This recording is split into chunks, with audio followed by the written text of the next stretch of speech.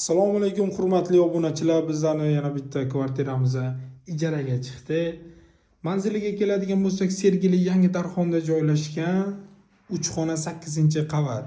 Bu kvartiramizni sizlar bilan tanishtirib o'tamiz. Bu birinchi umumiy sanuzelimiz.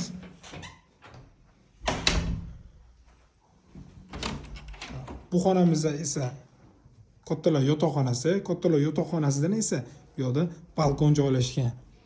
Balkondan esa atrofdagi manzara mazza tomosha qilishingiz mumkin.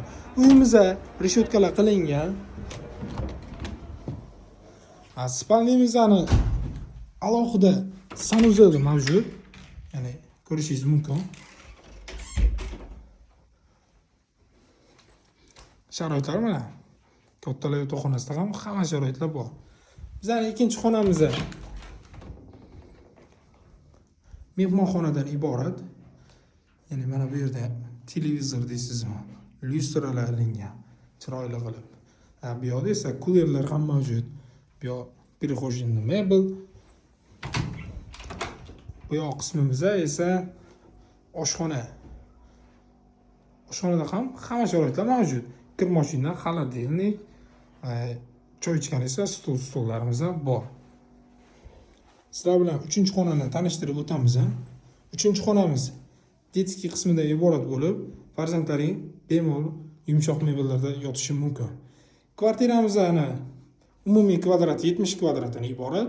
3 xona, hamma sharoitlari bor. Aka, bu kvartiramizning egasi mana bu akamiz bo'ladi. Assalomu alaykum. Kvartiramizning narxini nechta pul qilib berasiz? $500 qilib beramiz. $500 qilib berasiz. Bundan oldin ijarachilar necha puldan turgan bu yerda? $500 turishgan. $500 turishgan. Mana kvartiramizni ko'rib turibsizlar. Juda akkuratni oila yasagan.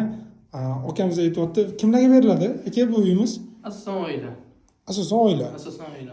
Agar bizlarni zakisimizda shar'iy bo'ladigan bo'lsa, berasizmi? Chunki shunaqa klientlarimiz ham chiqarishadi-da. Gaplashasiz unisini. Bo'ldi.